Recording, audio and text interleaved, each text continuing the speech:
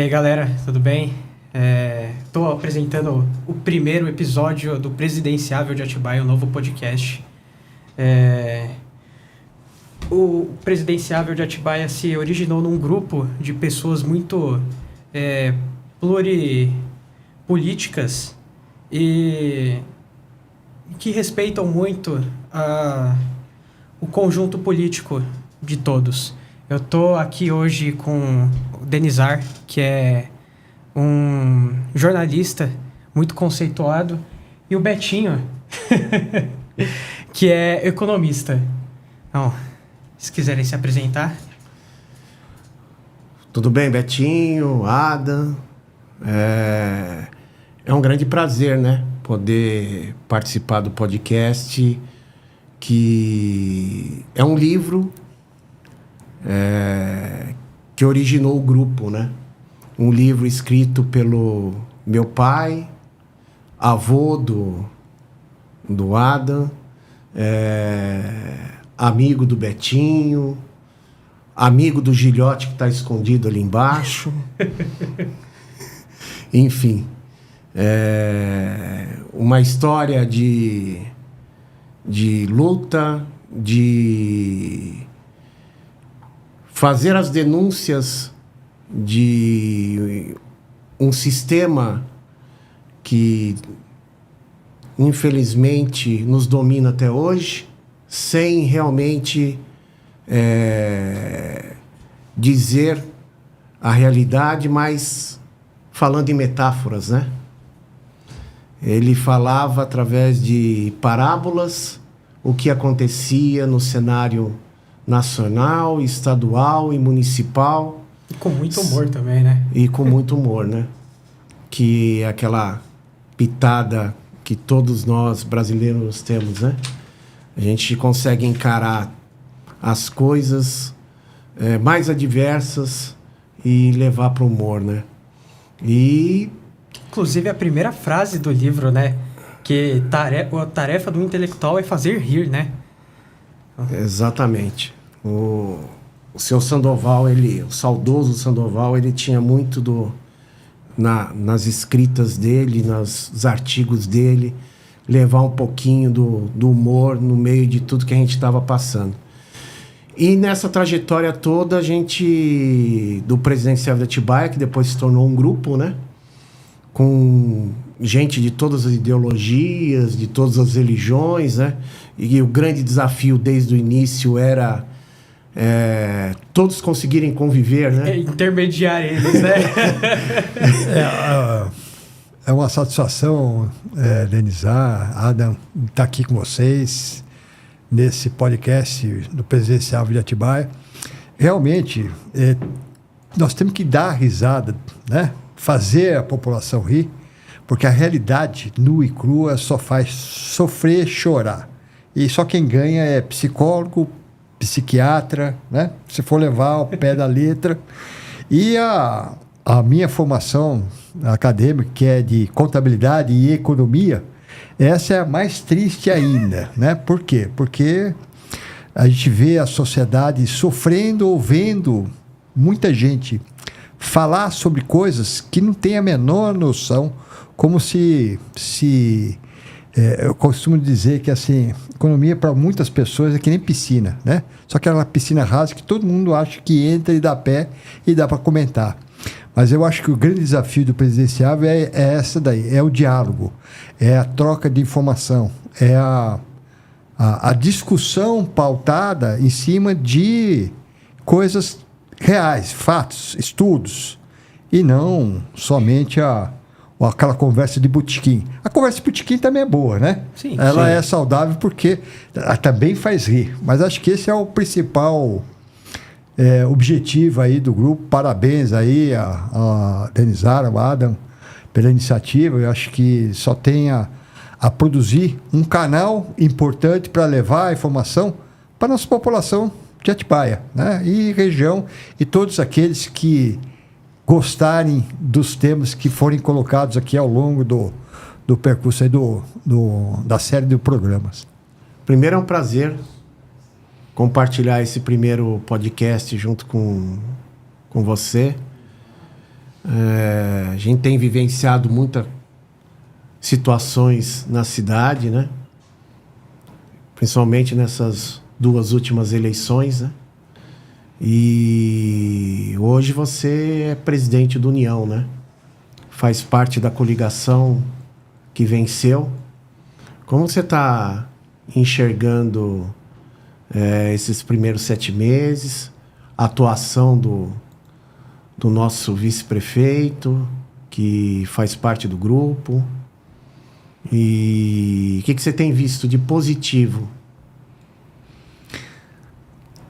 Olha, Denizar, eu confesso a você que eu não esperava que encontrasse uma prefeitura tão detonada como encontraram. As coisas fora de ordem, fora de prumo, né? Eu acho que nem mesmo o próprio Daniel quanto o Alessandro tinha essa visão.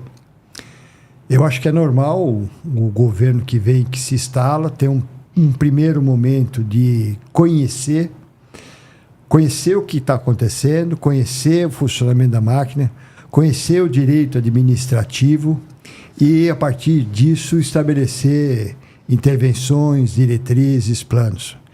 Então, 6 meses de governo, eu acho que ainda é muito pouco para ter uma avaliação em termos de resultado do processo eleitoral. Agora, eu tenho visto a dedicação do prefeito em tentar acertar, de tentar fazer, de tentar compreender. Só que é uma máquina viciada, né?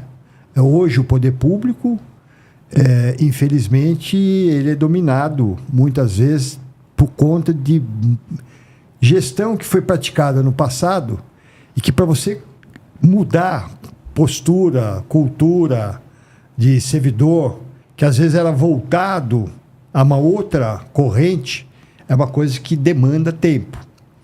Mas eu acho que eles estão indo no caminho certo, estou apostando nisso, a gente apostou nisso. Era, sem dúvida, foi a melhor solução que Atibaia teve, não é por conta de ter sido o presidente do partido. Acho que você também participou dessas discussões. Precisávamos de ter renovação, né?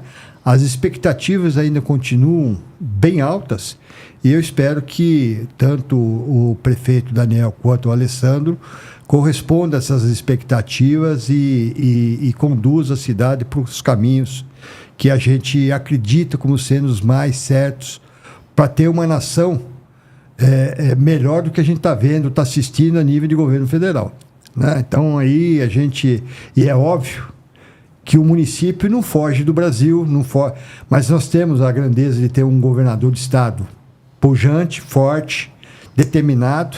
Isso nos ajuda em termos de município, mas temos um governo federal totalmente descontrolado. Essa é a grande realidade. Bom, a gente teve mudanças muito significativas na cidade desde da eleição do Daniel, né?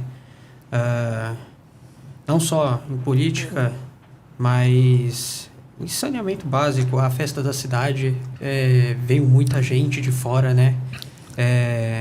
Os shows foram muito bons. A cidade tem melhorado, né? Acho que de um ano para cá, né? Da última eleição. Vamos dizer assim, tem muita coisa para fazer, né? Na minha opinião. Como empresário, a gente vê que a gente tem questões como saúde, como mobilidade, são questões assim que tem que ser resolvida para ontem. A questão da água, vamos dizer assim, a gente tem uma questão do SAI de uma estação que tinha que ter sido entregue, sei lá, mais de 10 anos. E ainda mais com o crescimento da cidade, né? Muita gente vindo de São Paulo, por exemplo, né? Os prédios saindo e tudo mais. Exatamente. Então, quer dizer, existe um atraso em todos esses setores. E é um desafio muito grande para a atual gestão. primeiro, tomar pé de tudo isso, tá?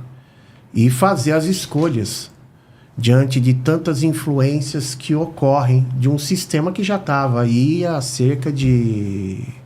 há quase 20 anos aí. E uma grande questão, né, Denizar, que eu acho que é importante que as pessoas tenham consciência. No poder público, você só pode fazer aquilo que está previsto, que a lei permite. Na iniciativa privada, você pode fazer tudo, exceto o que a lei proíbe. Parece que é uma coisa semelhante, mas tem uma diferença brutal.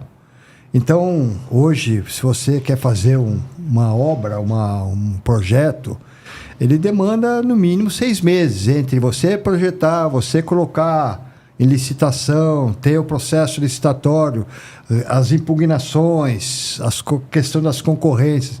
Então, é uma coisa mais lenta, né? Eu até acredito que é assim que quem já vivenciou poder público sabe dessas coisas. Mas quem veio da iniciativa privada, que é o caso do nosso amigo, companheiro aí, Alessandro, ele veio da iniciativa privada, né? Então, ele vai poder dizer com mais propriedade como é que ele está hoje enxergando essa experiência dentro do município, porque é outra realidade, né? Porque na iniciativa privada você põe, ó, tá demitido, ó, tá fora, ó, corta esse projeto aqui, isso aqui não vai. É muito mais rápido, né? Muito mais rápido. E hoje você, tá no PPA, tem previsão orçamentária, a arrecadação está acompanhando o que estava programado no orçamento. Eu acho que isso é para quem não vive isso, é uma coisa bastante complexa e é lenta. A máquina é lenta por si só, né? E é óbvio que aí depende do gestor saber exatamente aonde ele quer chegar para fazer o encurtamento dessas distâncias, né? Exatamente isso. Vamos dizer assim, a Atibaia, ela tem algumas urgências, né? E eu acho que isso tem sido a maior dificuldade para o pessoal que entrou agora.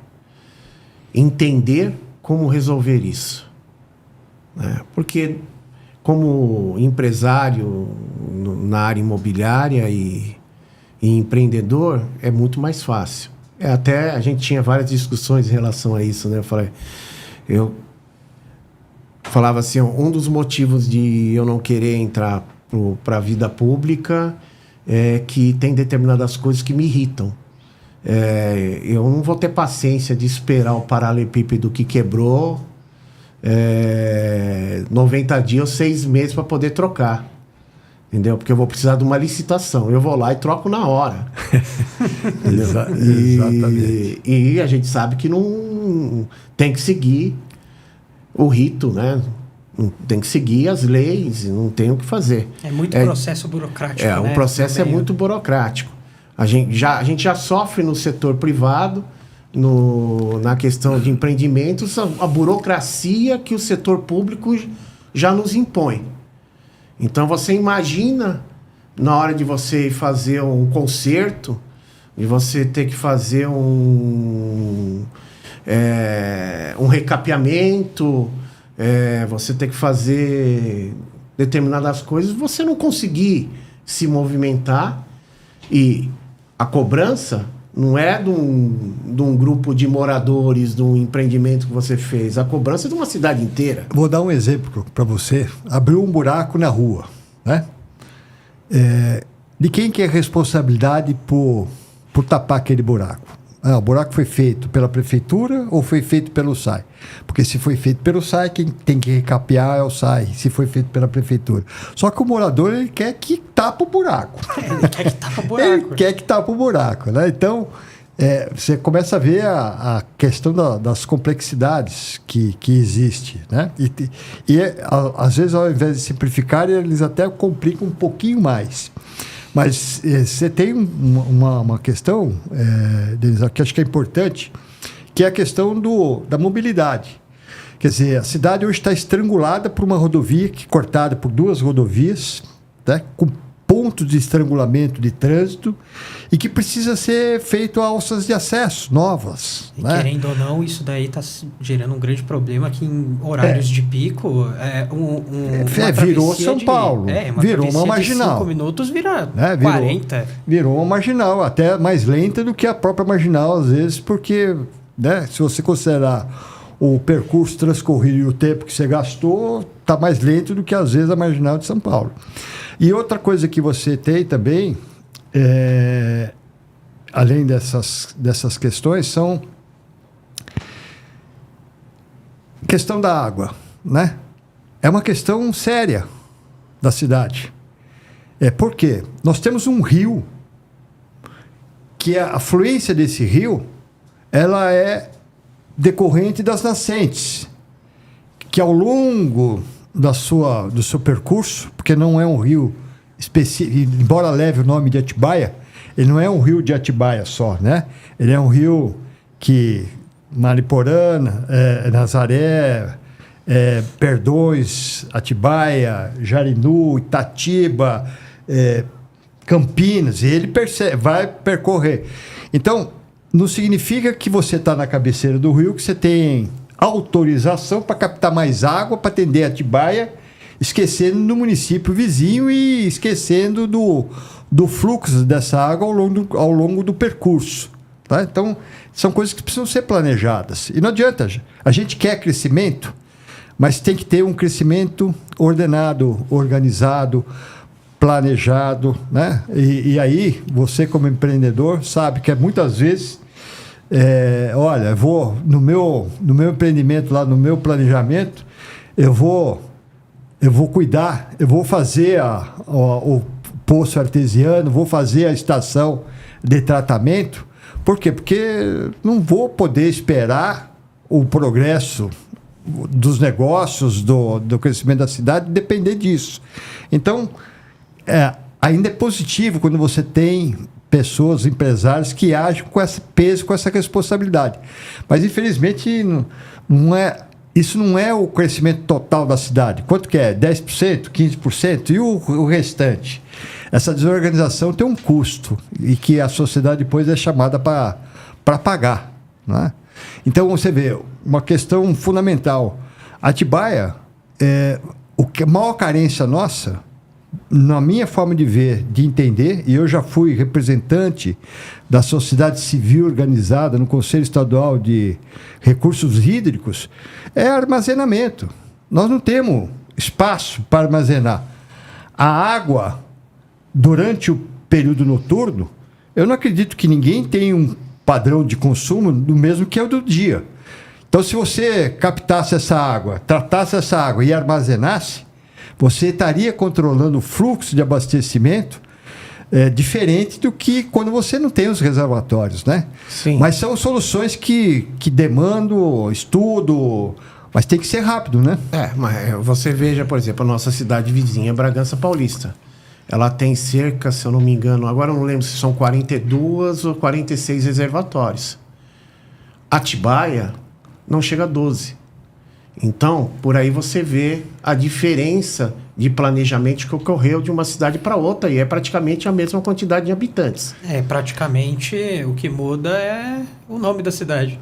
Tem umas 180 para 145 mil. A diferença é grande. Não, acho que é até menos hoje. Eu acho que Atibaia está com 170 e Bragança está com 180 e poucos mil. Mas você vê, esse é um assunto que no passado já foi feita uma coisa chamada PPA, né? Que foi a famosa antiga PPP, só que é administrativa. Então, se pegou a parte do esgoto e se deu a uma empresa para explorar. Eu pergunto para você, você consegue correr com uma perna sua e uma outra perna doada? De jeito nenhum. Não consegue, né? Então, foi feito alguma coisa no passado que já não permite que você ande na velocidade que você gostaria. Quer dizer, ou entregasse direto, ou privatizasse, ou fizesse a dimensão do que Atibaia precisa, Sabesp, você é uma grande empresa hoje, é uma empresa privada, né? Tem participação do Estado, mas é privada. Temos essa demanda aqui que precisa desses investimentos. Vamos fazer acordo, vamos fazer um processo, vamos privatizar. Porque às vezes, Denizar, a iniciativa privada vem e cobre essa necessidade, né? É óbvio que, o que a sociedade quer? Quer água de qualidade, quer esgoto tratado, geração de ambiente saudável para você ter menos doença. Se o orçamento está limitado, se tem a dificuldade, tem que pensar nos outros caminhos mais viáveis para se alcançar os objetivos. Acho que isso é fundamental, né? Sim. A outra coisa que até ocorreu e teve uma abertura inicial no início do governo, foi chamado alguns empreendedores e houve uma conversa, um início de conversa, falando justamente sobre a gente dividir a cidade por locais e a cidade realmente ser feitas as parcerias públicas-privadas. Tá? Então, determinados empreendimentos que iam sair naquele bairro, tá? Junto com a prefeitura, fazer parcerias onde resolvesse algumas questões de água, de esgoto daquele local, sem onerar tanto os dois lados. Tá? Eu acho muito mais coerente ser feito dessa maneira, tá? Até porque eu não tenho os dados, mas eu acredito que hoje a construção civil em Atibaia é uma das principais rodas da economia da cidade. Tá? Tem muita gente que depende hoje do sustento da sua família, trabalhando nas construtoras, trabalhando ou terceirizados, né? Então, a partir do momento que você começa a inviabilizar determinadas coisas dentro da cidade, tá?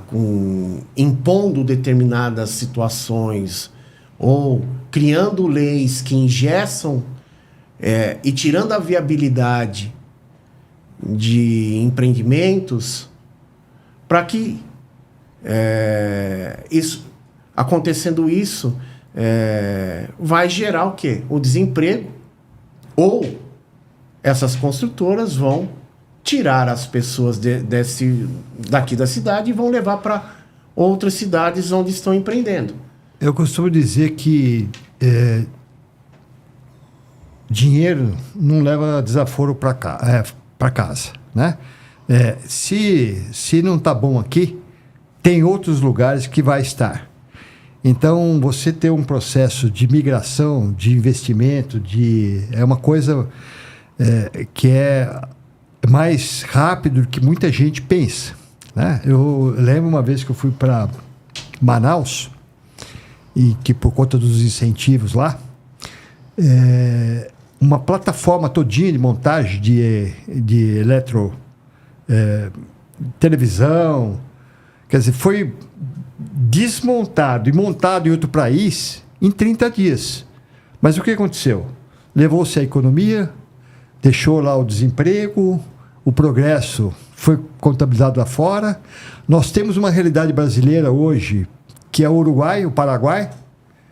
Por quê? Porque uma carga tributária nesses países está atraindo as nossas indústrias. Tem uma reforma tributária importante para o Brasil? Maravilha.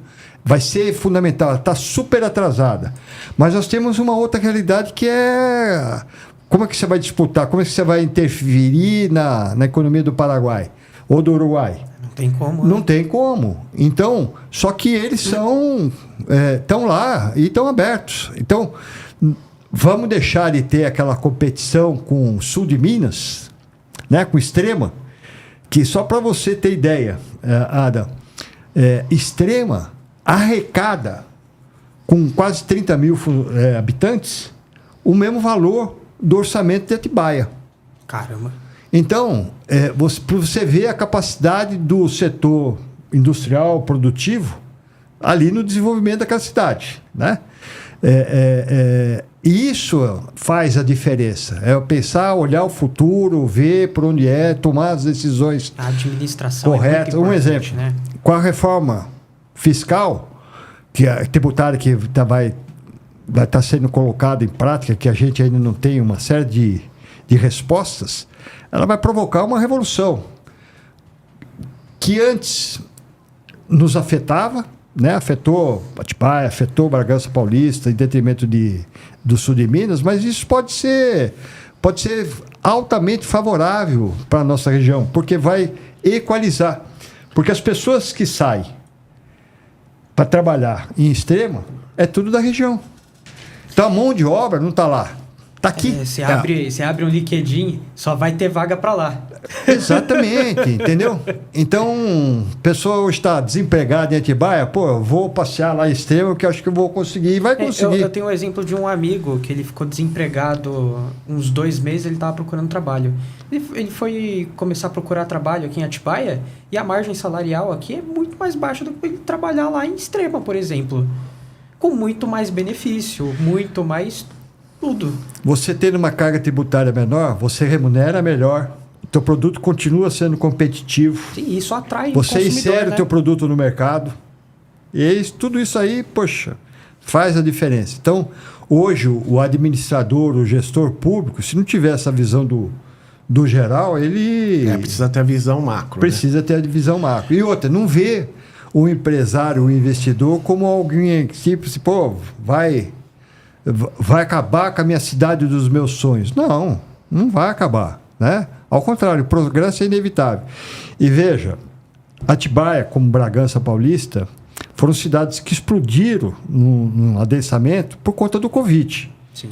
O trabalho, a internet, modificou os patamares de comportamento, de relação de trabalho. E muita gente que só tinha residência aqui para ocupar no final de semana, né? Ele já mudou para cá. Sim, passou a ser definitivo. Né? Na época da pandemia, o pessoal queria muito fugir daquela selva de pedra, né? E ir para um lugar mais natural, né? Onde não precisava ficar vivendo até porque todo com a mundo máscara, tinha né? medo do desconhecido. Exatamente. Né? Tinha medo do desconhecido. Naquela época, teve uma época, né, da pandemia, do lockdown, que se via gente na rua. Não se via. Aqui em Atibaia era muito difícil. Foram momentos terríveis. Terríveis. E eu fico pensando se alguma desgraça, como aconteceu lá atrás, acontecesse atualmente no governo, seria o caos e o fim do mundo, né? Mas estamos aí. Vamos olhar para frente. Falar nisso, nós estamos aí, o ano que vem, nós temos as eleições, né? Temos eleições para deputado estadual, federal, senadores e presidente da República. O que vocês esperam para o ano de 2026? E vocês conseguem olhar um cenário diferente para 2027? Também os candidatos, né? Quem serão os candidatos? Mais do que importante os candidatos, a gente vai viver um período agora também de alianças, né? Sim, então, eu acho que essa eleição de 2024, que o exercício a partir de 2025, ela mostra uma faceta, né? Como a gente vive no Brasil, e teve uma ruptura ideológica de 2 lados a princípio, né? Uma direita e uma esquerda, e depois surgiu no cenário um centrão, onde esse centrão, ele, em alguns momentos, ele é centro-esquerda, ele outros sempre momentos... existiu. Ele está hoje um pouco mais mostrado, transparente para a sociedade. Ele vai surfando na onda. Ele vira um centro-esquerda, outro momento ele é um centro-direita, mas a gente vai viver esse cenário aí. A gente já viveu na eleição de 2024, onde muita gente migrou para um lado ou para o outro, conforme conveniência. A gente tem Eu costumo dizer que é uma eleição onde a gente teve muitos infiltrados em ambos os lados. E a diferença dessa para a última eleição presidencial é que não vai ter aquela guerra ideológica que teve, né? Que eram muitos ideais em pauta, né? Isso é muito relativo, né? Depende do caminho aí dos candidatos que saírem e dos candidatos que deixarem sair, né? Na realidade, Betinho, na verdade, essa discussão do presidencial de Atibaia, eu acho quase todos os dias no grupo, né? O que é importante é que, assim, hoje se polariza demais nomes. Mas, na verdade, a polarização é menos Estado, mais liberdade. O outro quer mais Estado e menos liberdade. Sim. E quer controlar a sua vida, né? Quer mandar no seu filho, mas quer que você trabalhe e quer que você pague. Quanto mais imposto eu precisar, você tem que pagar. Então, você tem que trabalhar.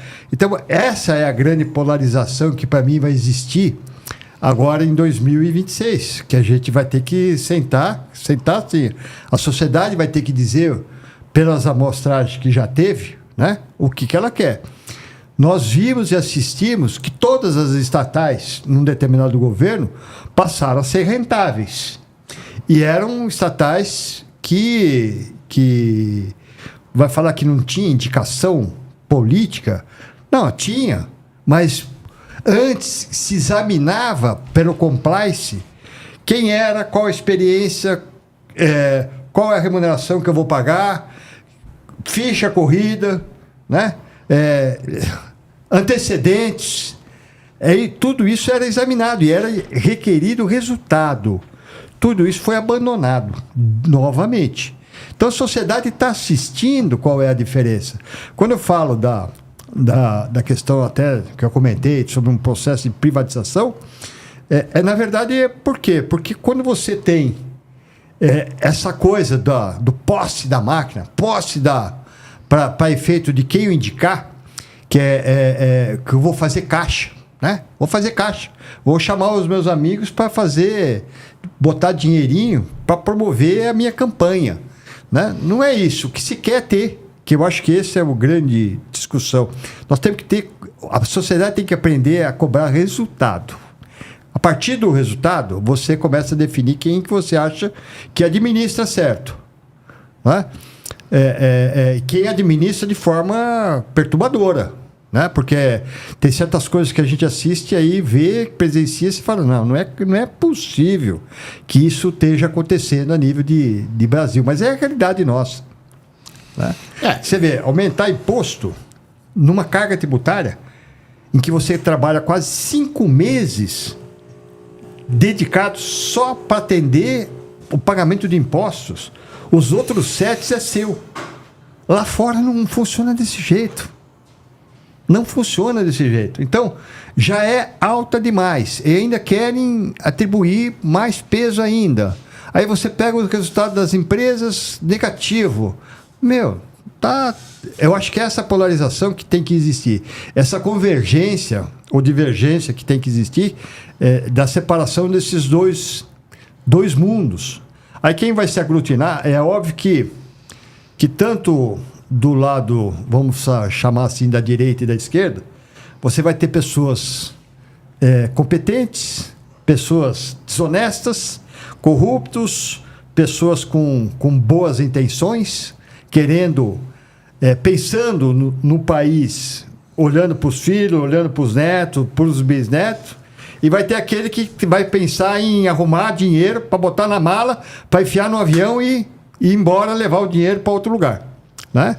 Então, acho que e o que o povo precisa aprender é que 99% da população não tem a capacidade econômica e financeira de pegar as coisas e falar assim, agora eu vou morar em Portugal, eu vou comprar uma universidade em Portugal, eu vou investir em Portugal, entendeu? Não tem.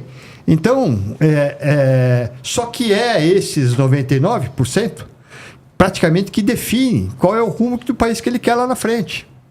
Então, E em vez das pessoas debaterem, conversarem, elas ficam se degladiando, né?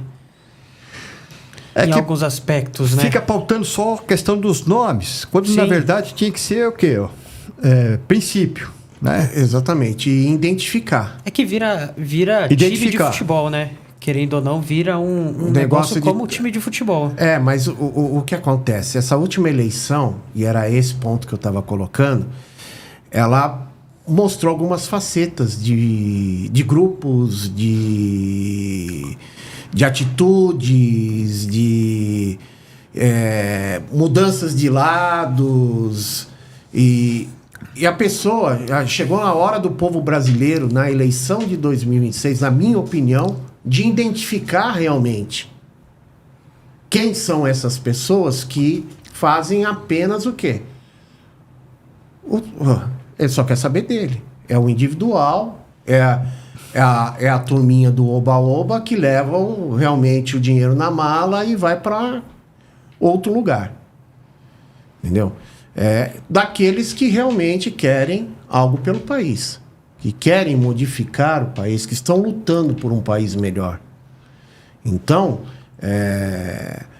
o brasileiro ele tem que olhar a eleição não como oba-oba, não como se fosse carnaval, não como se fosse uma festa, tá? Tem que olhar como a escolha que eu fizer vai afetar a minha vida, a vida da minha família, a vida dos meus netos, a vida dos meus vizinhos. Vai definir o futuro. Vai definir, no Futuro. mínimo, os próximos 4 anos. Isso se não estender coisa para o próximo governo. Então, quer dizer, é algo muito sério que é discutido durante tantos anos e a gente continua discutindo em 2025 a mesma coisa. E é uma resistência, porque você vê, dá-se 3 passos para frente e depois 2 passos para trás, né? Então é um processo muito, muito lento. Agora, o que acontece, basicamente? Educação. Não pode idealizar. Nós não podemos, não conseguimos avançar enquanto o Brasil for o último colocado em nível de educação no mundo. Eu concordo. Não adianta. Por quê? Porque produzir analfabeto mental, intelectual, que não faça a pessoa pensar, raciocinar, discutir, avaliar essas questões todas que a gente está colocando, porque não precisamos ser protagonista de falar assim, isso aqui é verdade ou isso aqui é mentira. Não. O que a gente quer é que cada cidadão tenha capacidade de fazer essa análise e falar, opa, calma aí, nesse assunto aqui, e temos que ser, aqueles que estão no poder, tem que ter o discernimento de ter a capilaridade de aceitar a crítica, aceitar o povo se manifestando. Porque muitas vezes ele tem que fazer a interpretação. Nem sempre chega as coisas traduzidas de forma objetiva na mão de quem tem a responsabilidade de conduzir as coisas. Mas tem que ter um grupo, tem que ter uma assessoria, tem que ter uma equipe que faça esse trabalho. Porque aí sim, você fala, opa, captaram lá o desvio. Né?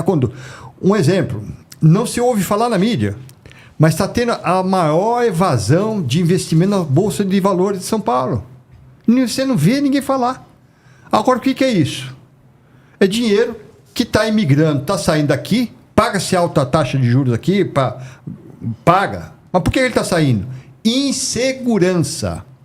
Quer dizer, eu não vou deixar o meu patrimônio num lugar, num país onde existe insegurança. Agora eu pergunto para você, a classe média, a classe pobre, vai levar o barraco dele para onde? Não, vai Vai tirar o dinheiro da... Questão da discussão do IOF. IOF é o Imposto sobre Obrigações Financeiras. O que significa isso? Toda operação de dinheiro. Então, você fez um empréstimo, um cheque especial, um cartão de crédito parcelado, é cobrado juros, vai incidir imposto sobre isso. Quem é que paga isso? quem paga é quem usa esses mecanismos, né?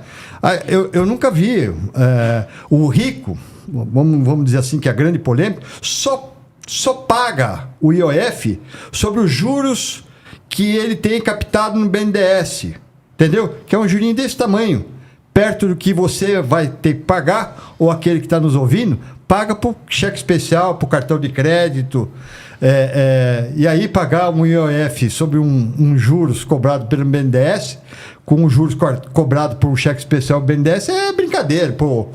O cheque especial é brincadeira, né? Então, quer dizer, a sociedade não está preparada até para entender isso, para dizer assim, opa, calma aí.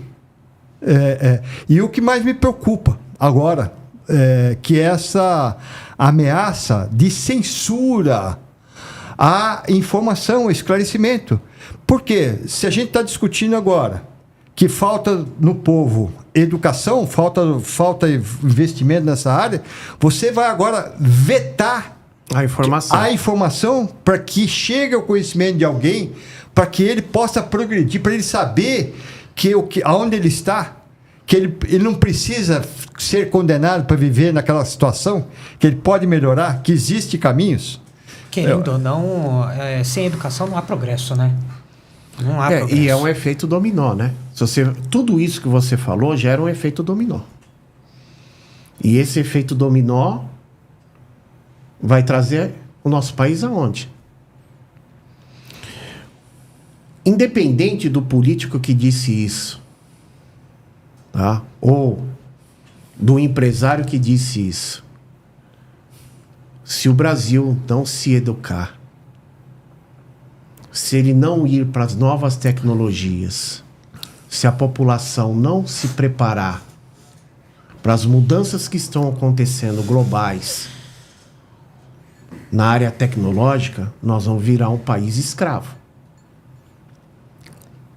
Tá? Porque está todo mundo muito ligado na diversão que existe dentro dos nossos aparelhos celulares, mas ninguém está estudando. Ninguém está olhando o que está por trás disso tudo que está acontecendo e a manipulação que está acontecendo nesse país para que determinadas coisas fiquem na mão de poucos. Exatamente. E vou comentar uma coisa aqui, Denizar, que às vezes as pessoas falam assim, o Betinho é de direita, conservador. Sou conservador mesmo, sempre fui, dos bons costumes, do princípio, da ética, foi aquilo que eu herdei dos meus pais, aquilo que eu passei para os meus filhos, espero que os meus netos também prossigam no mesmo caminho. Eu acho que o país hoje, ele carece, ele pode ser, deve ser socialista na saúde, na educação e na questão jurídica hoje. Por quê? Porque a jurídica hoje está fazendo com que quem tem dinheiro se vê livre e se pratica todo tipo de iniquidade aí que o dinheiro vai e resolve. Agora, a hora que você deu a mesma saúde, a mesma educação para todos, aquele que não se desenvolver, aquele que perecer, não vai ser por conta de saúde. E a gente sabe hoje, falando de saúde, né? Temos aí em Atibaia uma Santa Casa. Quando eu ouço falar da Santa Casa, e que a Santa Casa, que a cidade precisava de um hospital, né, maior, tal, concordo. Até porque aquela Santa Casa foi inaugurada há mais de 100 anos. Qual era a população de Atibaia há 100 anos atrás? Era um ovo, né? Não é? Então, a pergunta que fica assim... e hoje nós temos uma demanda que não é só aqui de Atibaia, ela é geral, que é de tratamento. As pessoas... E outra, aí que é a questão. Quem tem dinheiro tem acesso à tecnologia, equipamentos modernos, exames modernos, ele tem uma sobrevida maior. E nós vemos, às vezes, gente perecer, morrer, ou ver num processo de sofrimento desnecessário. Por quê? Porque o que acontece? O que acontece, Adam, quando um cachorro tem 3 donos? Né? Ou ele engorda demais ou ele morre de fome. Exatamente. Então, você tem hoje saúde que é praticada pelo município, praticada pelo Estado e praticada pela União. Quem é o dono? Questão da educação. Município, Estado e União. Quer dizer, a grande reforma que precisava ser feita a nível de Brasil é assim, quem é responsável por isso?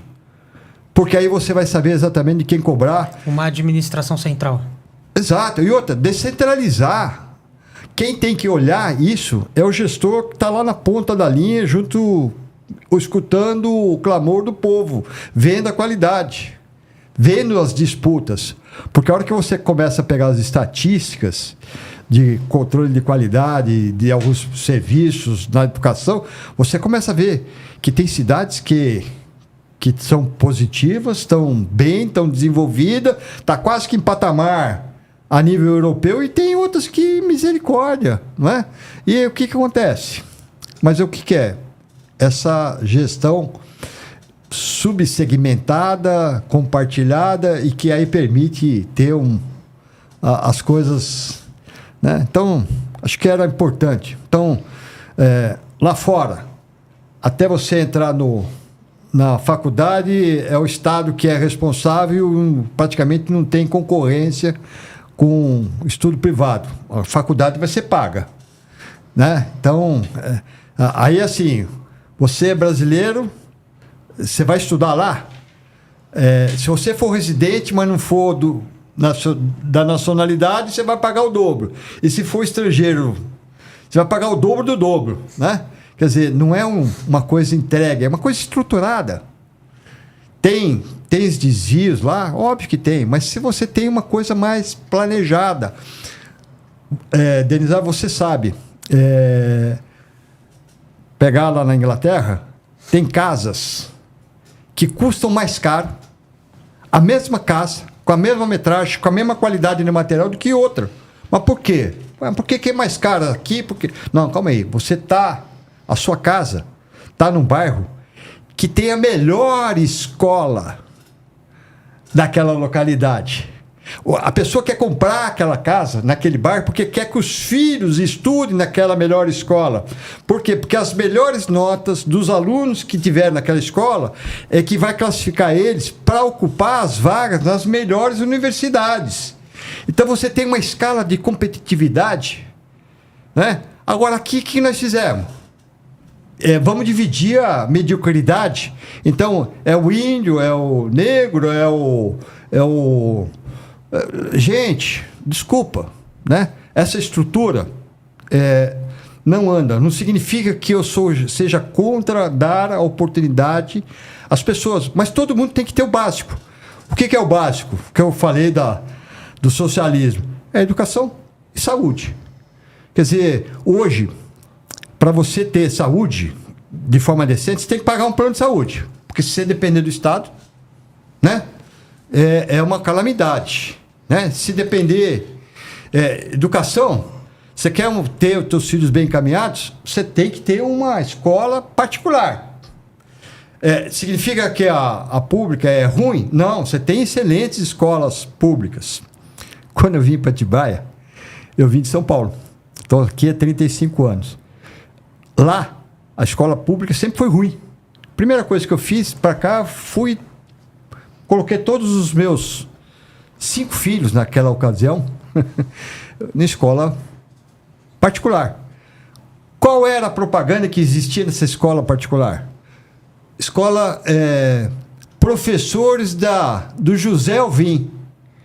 A referência dos melhores professores da cidade era proveniente do José Alvim. Então, o público... Eu estudei no José Alvim. Você também estudou no José Alvim? Então, o público não é isso, né? Então, pode ser de qualidade o público, pode ser a saúde de qualidade, né, público. Você tem hoje no Canadá e na Inglaterra, saúde que é pública, funciona. E foi um exemplo daqui do Brasil, né? Então, funciona, não é? Não, e tem cidade. A Santa Casa de Bragança Paulista Tem tratamento na parte de oncologia que é fantástica. Exatamente. Vinhedo é outra cidade, Que às vezes referência é até melhor à Santa Casa de Vinhedo. A gente vive aqui em Atibaia uma questão que acho que tem que ser resolvida sobre a questão da Santa Casa, já que a gente entrou no assunto, que a gente tem uma intervenção aí de mais de 20 anos. 24 anos. Talvez, se não for a maior do estado... Eu acho que a mais antiga do estado é a intervenção de Atibaia. E uma coisa que muita gente até às vezes não sabe, né? Até porque a Santa Casa é uma entidade filantrópica de caráter privado, né? Os seus donos, que seriam representantes da sociedade, não oferem lucro e estão afastados da gestão da administração da Santa Casa faz 24 anos.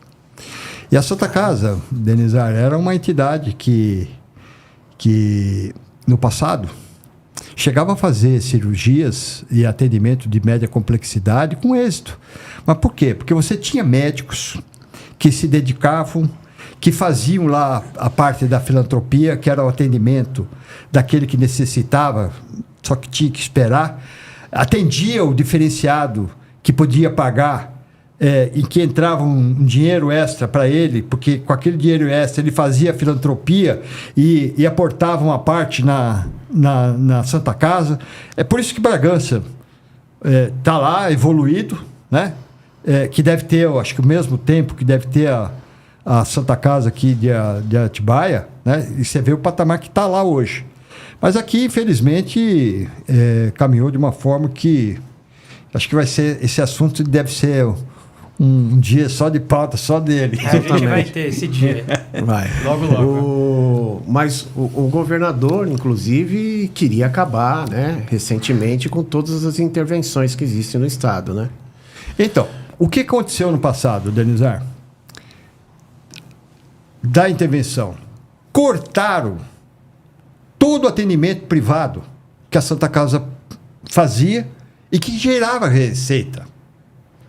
Inclusive os convênios, né? Convênios, tinha o planinho lá de pecúlio que as pessoas...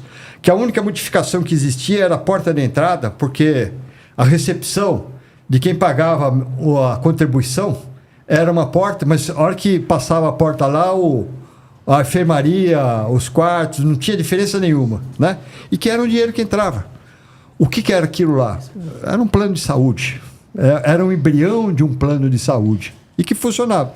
Então, na hora que se cortou toda essa operação que existia privada dela, você jogou tudo na mão do público. E o que é o grande problema? Se vocês... Eu tenho até uma... Eu não trouxe aqui, obviamente, mas eu tenho uma tabela de quanto que paga o SUS, de quanto é que paga o SUS paulista e de quanto paga um plano de saúde. A hora que você começar a ver essas diferenças, então, onde você atende o pobre? Aquele que tem mais dificuldade? É na Santa Casa. Como ele é remunerado? Na pior remuneração. Então, a remuneração é tipo assim, vou dar um exemplo hipotético. A consulta é 50, né?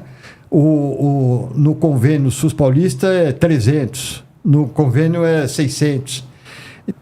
Como é que pode uma entidade sobreviver com esse tipo de... Então tá errado a sua estrutura. E acho que o governador acertou quando ele veio implantar esse SUS paulista, porque ele veio trazer dignidade e uma remuneração digna. Porque o que acontece? O que acontecia lá no passado, né? Você passava na rua, o nego já cadastrava como se tivesse feito consulta. Porque pelo menos eu recolho 10 dele, 10 do outro, e faz pelo menos para cobrir meu buraco. Então, na época, eu até lembro dessas coisas, Denizar, porque eu fui lá atrás, secretário, que foi inclusive que assinou a intervenção dentro de um contexto que depois mudaram. Mas você tinha coisas lá que beirava o absurdo, né? Que a Santa Casa fazia, o Ministério Público fazia de conta, o governo federal fazia de conta que aquilo estava certo, mas a hora que você ia verificar lá, tinha atendimento até de gente que já estava morta, né? Que era cobrado. E o SUS do passado pagava-se muito mais do que se paga hoje. Então, aí como é que fica isso? Cadê, ó? Houve uma descentralização de responsabilidade do governo federal, ele manteve a arrecadação no caixa lá e começou a fazer a transferência das responsabilidades para o Estado e para o município. Aí é óbvio, sobra lá, vão gastar em outras coisas que não é na saúde. Então, por isso que eu falo, porque eu sou favorável, assim, faz uma saúde só e fala qual que é a conta que o município tem que pagar, o Estado tem que pagar né? Sem emendas, né? Porque esse negócio de emenda, né? A gente já viu o que foi o destino de respiradores, de transferência de verba. A gente assistiu isso aí. A gente assistiu recentemente. Foi uma faz novela, tanto tempo, né? Foi uma novela. Bom, o tempo já foi? Já foi, mas... E eu peço perdão por falar tanto, viu? Não, você é o convidado. A gente está aqui para discutir. E uma coisa só que eu queria que você colocasse, até para a população saber, uma coisa interessante referente à Santa Casa. A Santa Casa, ela tem um selo, né? Que tem o nome de Sebas. Explana um pouquinho sobre o Sebas e qual é a vantagem de ter. E nós temos aqui na nossa cidade esse selo. O Sebas, conhecido mais como... É uma certificação dada pelo Ministério da Saúde, feito num processo para entidades filantrópicas, onde que você tem uma série de isenções de impostos. Então, o mesmo remédio que a Santa Casa compra é num patamar bem inferior do que o AMA paga, do que o SEIB paga, né? Ou às vezes até mesmo do que o próprio município, porque o município se recorre a uma licitação que tem uma tributação universal. Ele paga lá e tem a transferência do imposto. Então, a entidade, mas essa é uma prerrogativa da entidade filantrópica. E por quê? Porque a sua gestão, a sua administração não visa lucro, não visa resultado. É óbvio que tem que ter equilíbrio entre o que você gasta e o que você recebe. Mas é uma certificação que é o que faz toda a diferença. E só essa certificação, né, ela você constrói hoje um hospital com 40% quase mais barato em termos de imposto, só por conta dos impostos que recai sobre material, recai sobre mão de obra, recai sobre recolhimento de encargos sociais e uma série de outras coisas, né? Então essa é a grande... E isso era justamente para que a qualidade dos serviços e o munícipe fosse muito melhor, em todos os sentidos. Essa era a contrapartida, mas o que a gente viu ao longo desses anos todos, né? Uma crescente demanda cada vez maior, obviamente que a demanda por dinheiro é face à frente de quantidade de habitantes que Atibaia teve, né? Mas você não vê grandes diferenças na questão da qualidade. Por quê? Porque uma cirurgia que você precisa fazer de vesícula, algumas cirurgias fáceis de serem praticadas. Seriam simples. Você antes fazia e hoje não faz mais. Não faz mais. Porque demora muito. Dado como cirurgia seletiva, né? E não é só aqui em Atibaia, não. Se você for transferido com uma crise renal, transferido pelo sistema, que é o CROSS, né, que é de remoção, para dar assistência de média e alta complexidade em hospitais mais fora da Campinas, Jundiaí. Às vezes você chega lá, eles fazem o exame e falam, não, calma aí. Você tem uma margem aqui ainda que dá para esperar. Tem outro mais importante, mais crítico do que o outro. Então você vai para casa e vai ficar na fila. Quer dizer, E a fila vai. Fila de sofrimento. Eu acho que é isso que acaba revoltando um pouco a todos nós, né? Porque você está com problema. Sim. Só que vamos esperar a gravidade. É que nem quem tem problema de fígado, né? Quer dizer, o transplante, a prioridade do transplante não é em função do tempo que você está esperando, é da gravidade que você está. Então, quer dizer, se você remediar, se você parar de tomar as caipirinhas lá, tal, né? Você vai levando um pouco mais. Mas, poxa, será que isso é justo? Aí o outro mete o pé na jaca, bebe tudo que pode, né? Tá arrebentado, ele passa na frente de todo mundo só por conta disso. Não é justo, Mas né? mas é a regra que está estabelecida, que eu acho que essa é a revolução. Por isso que eu acho que tem que ter gente capacitada. Eu acho que o Brasil detém médicos com capacidade assim avançadíssimas a nível de mundial, a nível de exportar conhecimento, e a gente tem um atendimento tão atrasado para a população de baixa renda. E nem todos podem pagar. Hoje um plano de saúde custa um absurdo. Custa um absurdo, né? E as pessoas às vezes ficam lá, eu pago o plano de saúde ou eu arrisco. E o plano de saúde também tive umas complicações esses tempos atrás, você espera, vai mês, Você perde uma consulta porque, sei lá, você aconteceu alguma coisa na sua família, é mais 2, 3 meses esperando. Porque está tudo sobrecarregado. É aquilo que a gente estava falando, é efeito dominó. É efeito dominó. E aí a população cai a sua renda por conta da alta carga tributária, aí ela deixa de pagar o plano, aí onera mais a saúde pública, onera porque ele vai para a escola, sai da escola particular, vai para a escola pública, né? Aí onde que está o começo do problema? Alta carga tributária, excesso de Estado na vida das pessoas, né?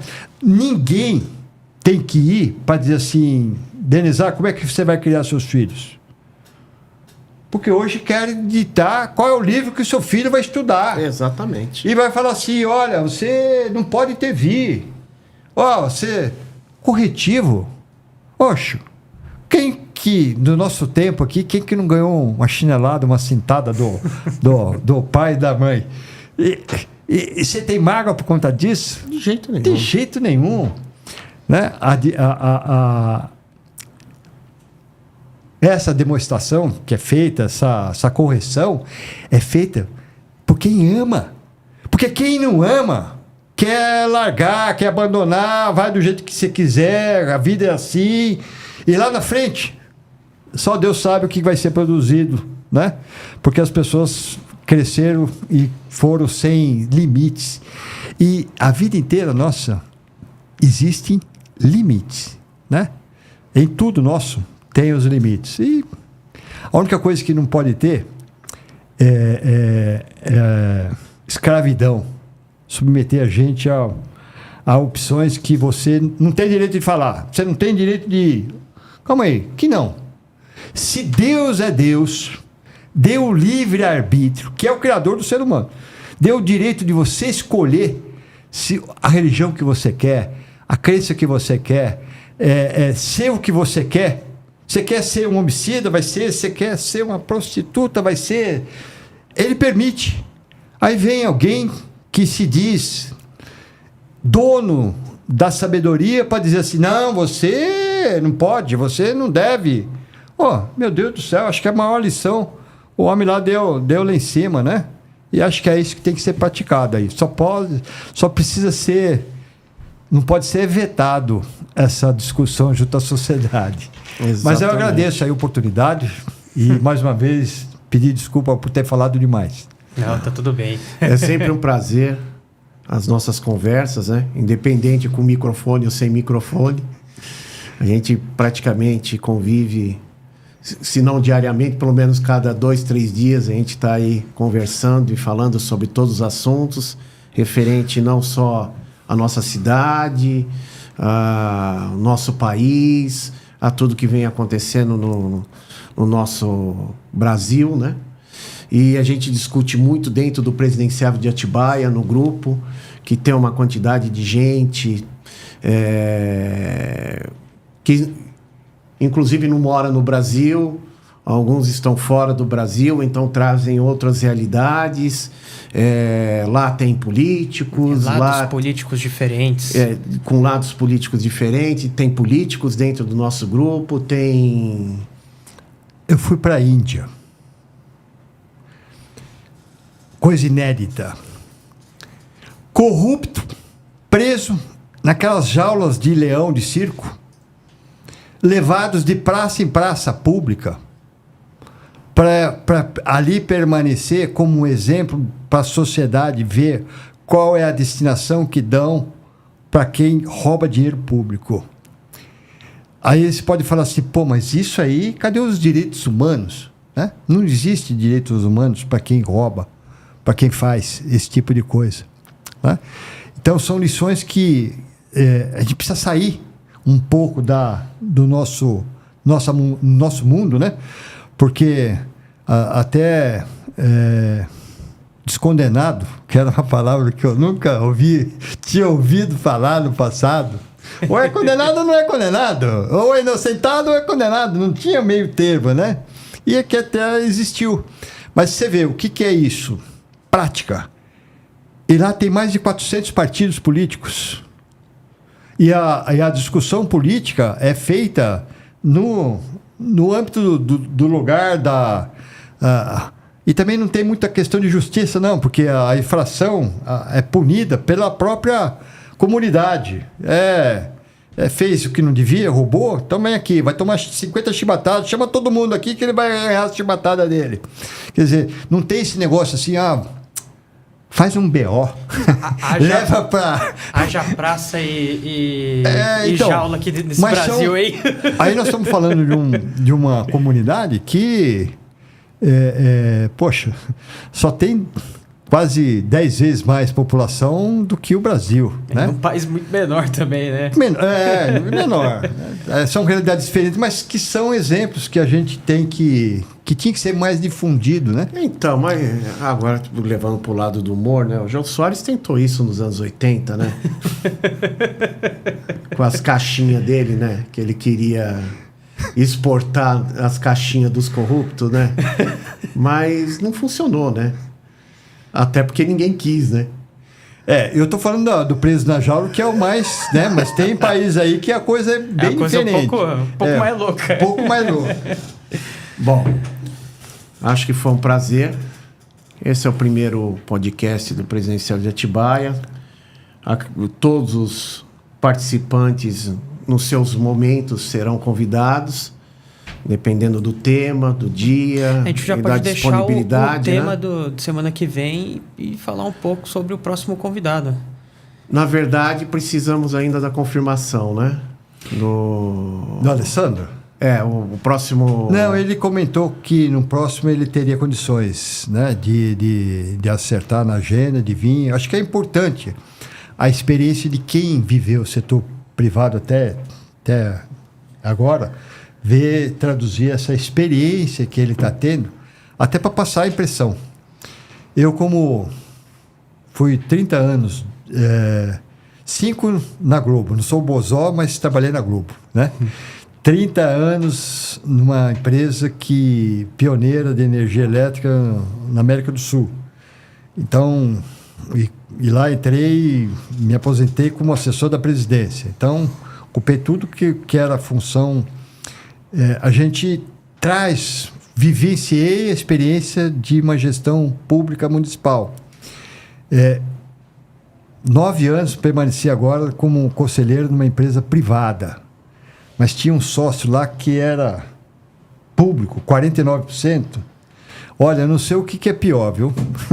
Se é ter um sócio que não anda ou que atrapalha, aí é uma outra discussão, uma outra oportunidade, né?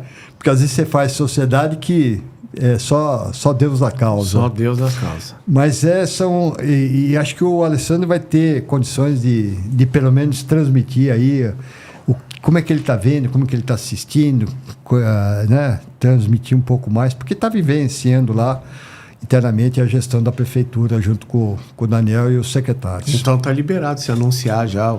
Então na sexta-feira que vem... A gente tem o vice-prefeito e na próxima a gente fala um pouco mais sobre a Santa Casa, né? Vamos depois, futuramente, chamar o pessoal da Irmandade, né?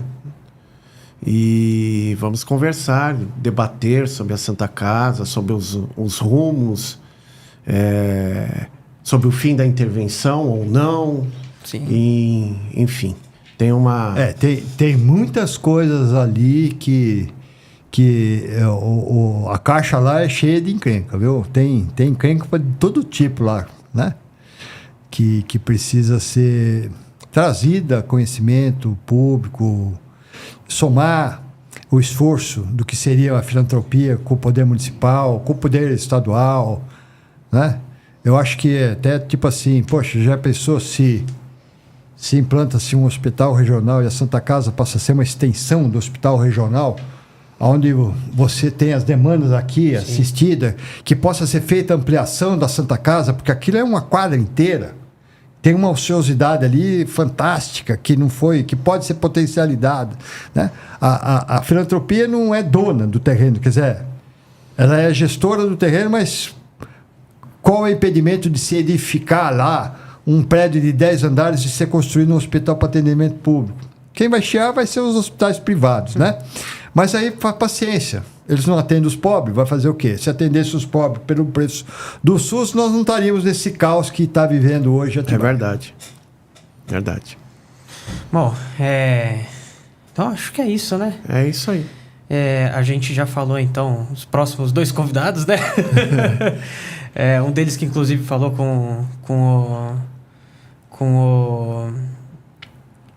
o deputado federal sobre a Santa Casa, né? E o vice-prefeito. Na verdade, não foi o Confirmação? deputado federal, foi Não. o governador. Governador, isso. Fugiu a palavra. Ele esteve com o governador e vai trazer uma as impressões do governador sobre as coisas que ele colocou. E o nosso amigo escondido vem, né? Para falar um pouco. Nosso amigo hoje oculto estará presente aí. Se você quiser falar o nome, programa, né? pode falar, ou a gente pode deixar. Não vamos escondido. falar o nome do Cláudio Gigliotti, não, porque ele não quer que fale o nome dele. Ele confirma que vem, né? Então foi um prazer. Eu agradeço a presença de todos. Foi um prazer. E esse podcast ele nasceu com meu avô e ele é uma homenagem a ele, o grande Denizar Sandoval, representado aqui por essa pintura do nosso querido tio Euclides, né? Exatamente. Eu acho que é isso. Um forte abraço a todos. Forte abraço a todos e até semana que vem, né? Até semana que vem.